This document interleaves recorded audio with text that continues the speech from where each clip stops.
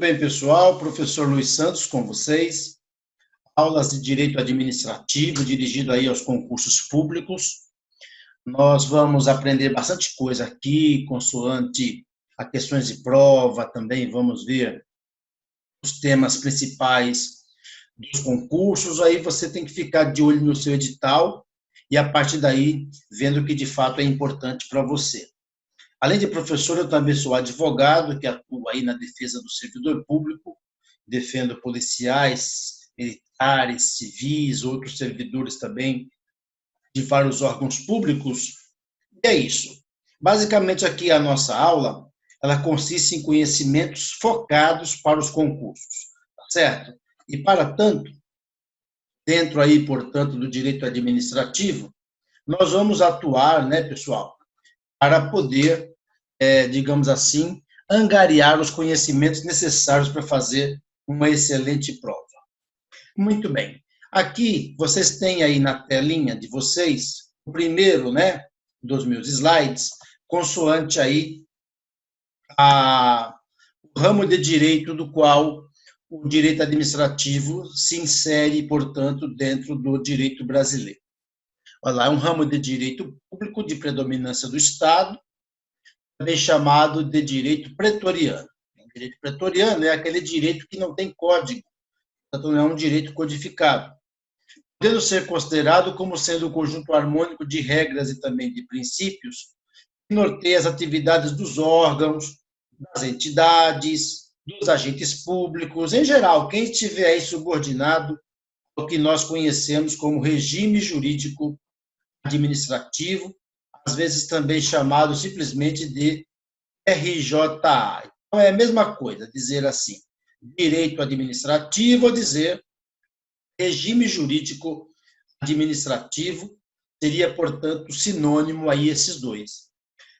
Salientando já de pronto para vocês que a questão nuclear do direito administrativo, pessoal, é ofertar, é oferecer, é dar algumas prerrogativas, tá certo? Alguns privilégios para o poder público, mas também dar a ele algumas sujeições, algumas, digamos que, obrigações, certo? Então, assim como eu e você, nós, cidadãos comuns, somos pessoas de direitos, né? Olha lá, de prerrogativas temos direitos, mas também somos pessoas de obrigações, de deveres, de sujeições.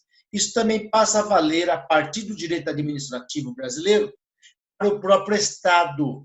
Entendeu? O Estado passa a ter também alguns direitos e passa a ter também algumas obrigações. Eu coloco como exemplo aqui para vocês, já no primeiro momento dessa nossa aula, que a licitação pública é uma sujeição para a ADM, tá certo? Aqui eu coloquei aqui, né, a foto de um cachorrinho para marcar o que é a obediência, a sujeição, o dever. Já o estágio probatório que um servidor estatutário está submetido, pessoal, já é para a ADM, certo? Uma vantagem, uma prerrogativa. Daí eu coloquei o gatinho aqui, olha lá, bem sossegado, dormindo. O que acontece, né?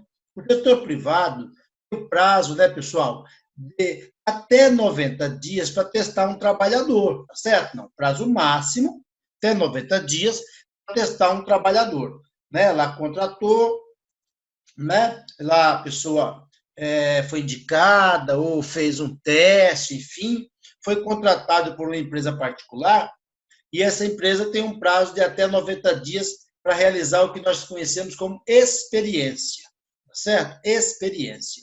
Já o setor público, não. Ele tem um prazo maior, né? Ele tem um prazo maior. O setor público testa o trabalhador por até 36 meses ou 3 anos. Quando esse servidor é estatutário, ele será testado por até 3 anos, no chamado estágio probatório. Ora, setor privado não é obrigado a fazer licitação, nem concurso, para contratar pessoas ou para contratar obras ou serviços.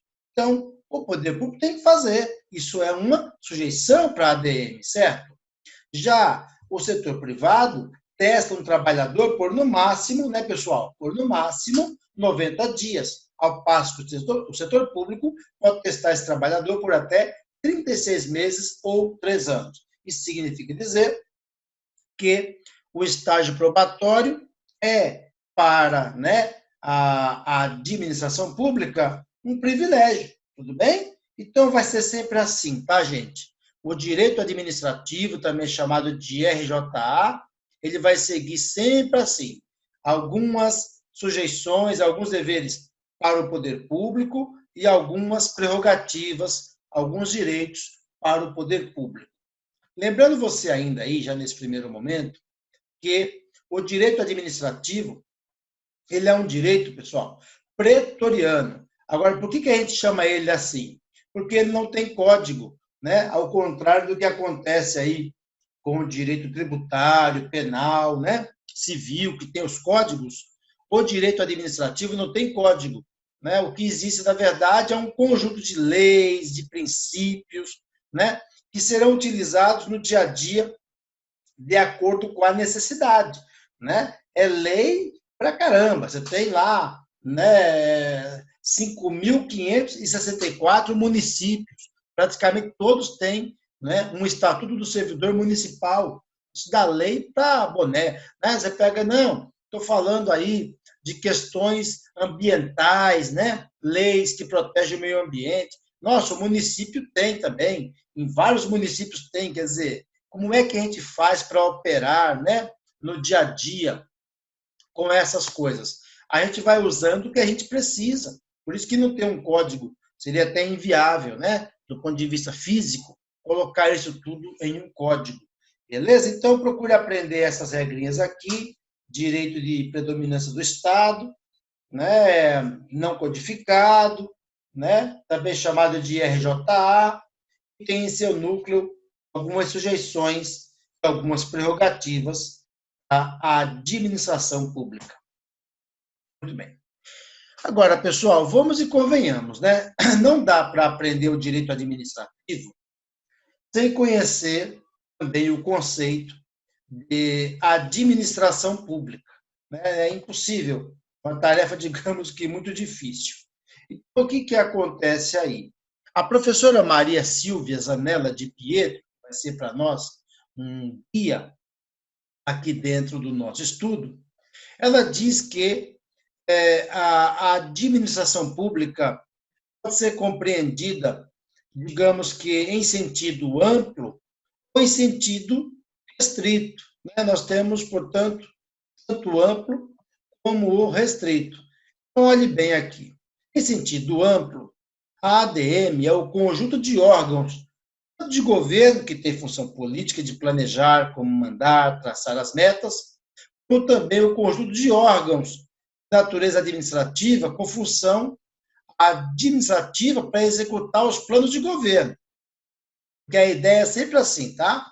O político vai, né, fazer, digamos que, as decisões e a ADM vai executar, né, o que foi decidido. Então, quando eu falar aqui em administração no sentido amplo, vocês, por favor, compreendam, nós estamos falando agora, tá certo? De órgãos, tanto órgãos governamentais, como órgãos administrativos, certo? Falando de uma função de governo, como também de uma função administrativa. Agora, quando a pergunta vier na prova, certo? O conceito de ADM em sentido estrito, não é mais amplo agora, tá?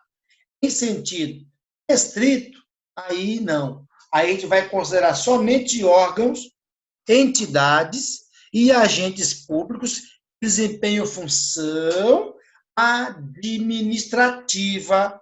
Parou, certo? Função administrativa e parou. Ok. Então, vamos aqui com calma com o Andor, mas sabendo que não é difícil entender isso aqui, ó. ADM em sentido amplo, certo? Órgãos de governo, órgãos administrativos. A administração em sentido estrito. Agora eu fico somente com órgãos administrativos e deixei de lado os órgãos de governo, que vê como vem a pergunta na prova. A Maria Silvia Zanella de Pietro, ela ainda faz aí, pessoal, uma avaliação, né, uma análise da administração pública sobre dois sentidos. O que ela chama primeiro de sentido formal, que pode vir também na prova como sentido, né, orgânico, o mesmo sentido subjetivo. E ainda nós temos aí, é importante salientar, né, o que nós conhecemos aí como FOS. Então, é um método para decorar, tá? Então, quando eu falar em FOS, eu estou falando de desempenho de funções da própria administração. Deixa eu aqui deixar menorzinho aqui o quadrinho, olha lá.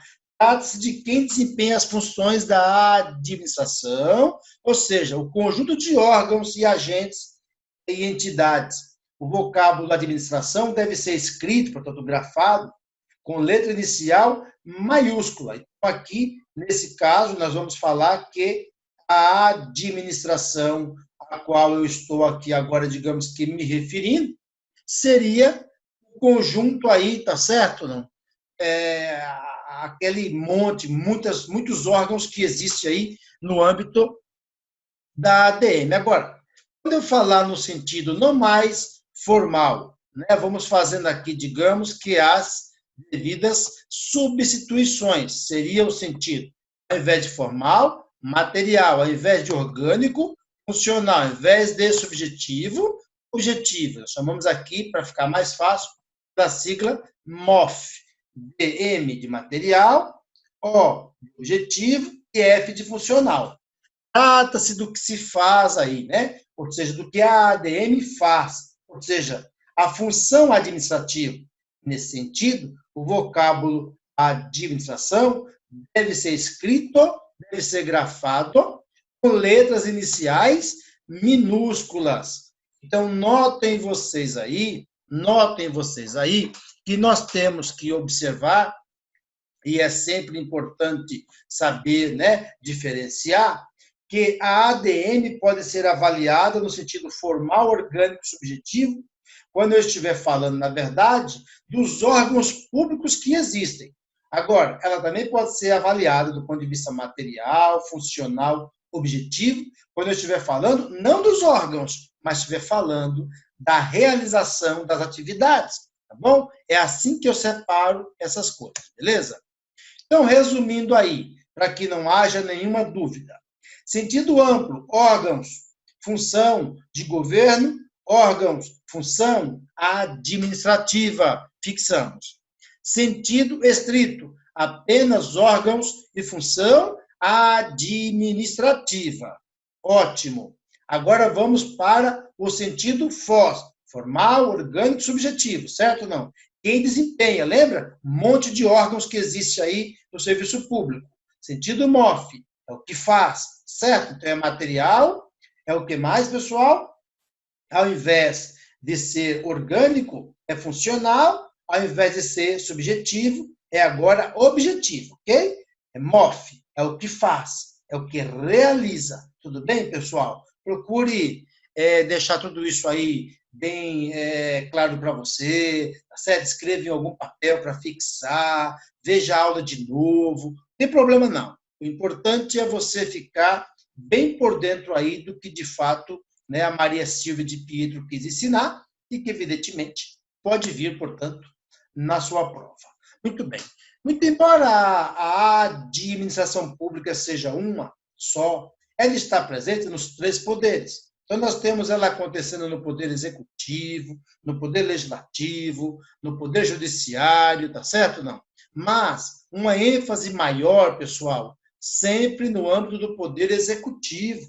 E por que isso, professor? Porque o executivo, pessoal, é a própria administração pública. Então, quando eu pensar aqui em administração pública, eu estou me referindo exatamente ao poder executivo. Professor, eu entendi, mas o legislativo e o judiciário também não administram? Sim, mas de modo atípico, tá certo? Porque a função típica do legislativo, legislar. A função típica do judiciário, julgar, tá certo? Então, quando eles estiverem administrando, eles estarão em funções atípicas, né? E eu vou colocando aqui, ó.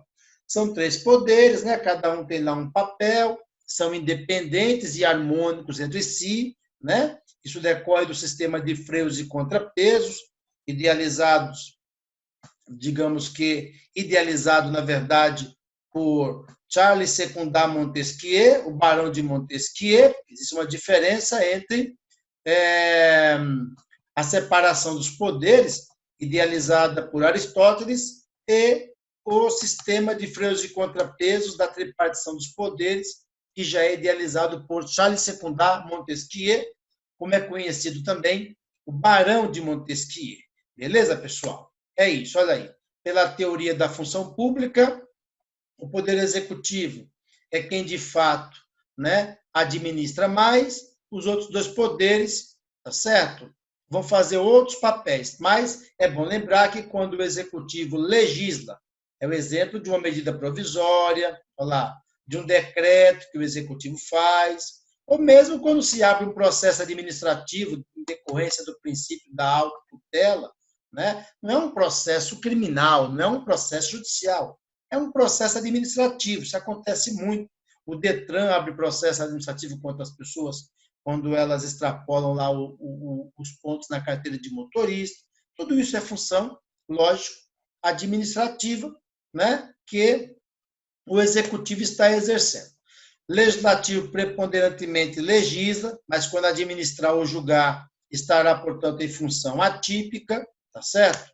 Judiciário, lógico, julga, mas quando administrar ou quando legislar estará agindo em função atípica, portanto. Coisa importante para quem vai prestar concurso, pessoal.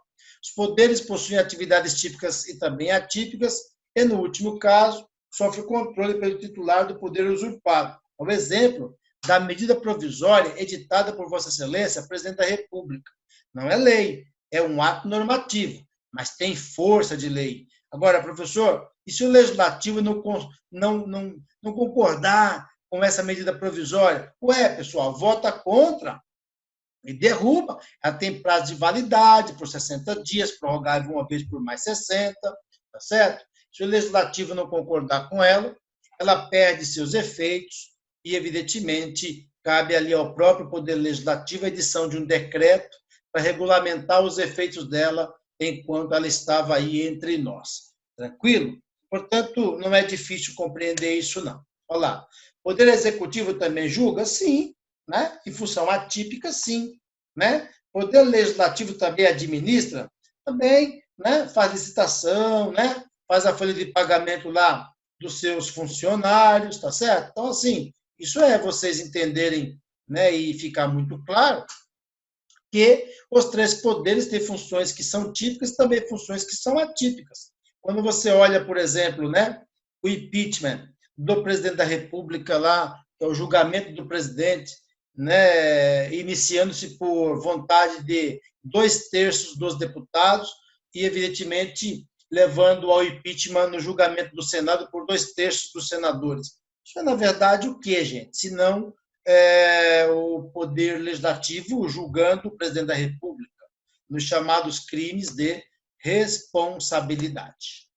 O Judiciário também administra? Claro, faz licitação, faz a folha de pagamento, tá certo? Também legisla? Sim, porque ele elabora projeto de lei de organização judiciária, lógico. Esse projeto é projeto. Quem vai convertê-lo em lei ou não é sempre o Poder Legislativo, se achar conveniente. Ok? Nota-se que o sistema chamado aí de freios e contrapesos, tá certo? Opera-se exatamente quando um poder controla o outro, realizando aí uma atividade atípica ou imprópria.